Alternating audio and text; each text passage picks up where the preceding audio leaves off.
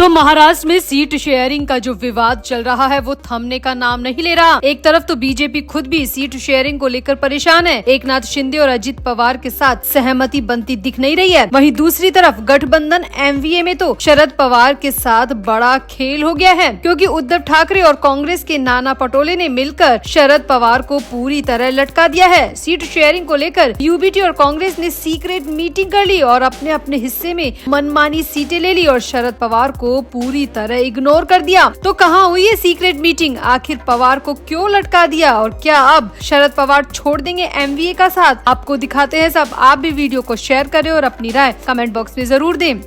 तो महाराष्ट्र में सीटों को लेकर बड़ा घमासान मचा हुआ है। राजनीति के चाणक्य कहे जाने वाले शरद पवार के साथ ही बड़ा खेल कर दिया गया है, और ये खेल किसी और ने नहीं बल्कि उनके साथ गठबंधन में शामिल उद्धव ठाकरे और कांग्रेस के नाना पटोले ने किया है। सूत्रों की माने तो उद्धव ठाकरे और नाना पटोले ने सीक्रेट मीटिंग की और सीटों के मुद्दे पर चर्चा की। दोनों नेताओं ने ना तो मीटिंग में शरद पवार को बुलाया और न ही शरद पवार के लिए सीट छोड़ी। खबरों की माने तो उद्धव ठाकरे ने 48 में से 23 सीटों पर दावा किया है, वहीं नाना पटोले ने कांग्रेस के लिए 19 से 20 सीटों पर दावा किया है। अब बची है 5 या 6 सीट, जिसमें से अभी प्रकाश अंबेडकर को भी सीट देनी है, और प्रकाश अंबेडकर को 5 सीट भी अगर दी जाती है तो शरद पवार के लिए एक भी सीट मुश्किल से बचती दिख रही है। दरअसल खबर आ रही है कि कांग्रेस की सीईसी की बैठक जो दिल्ली में हुई थी उसमें नाना पटोले भी महाराष्ट्र से दिल्ली पहुंचे थे, और इस मीटिंग के बाद नाना पटोले ने मुंबई पहुंचकर अचानक मीडिया के सामने ऐलान कर दिया कि 21 मार्च को कांग्रेस अपने सभी उम्मीदवारों का ऐलान कर देगी। नाना पटोले ने कहा कि महाराष्ट्र में हम किसे कहां उतार रहे हैं, कितनी सीटों पर चुनाव लड़ रहे हैं, इसका ऑफिशियल ऐलान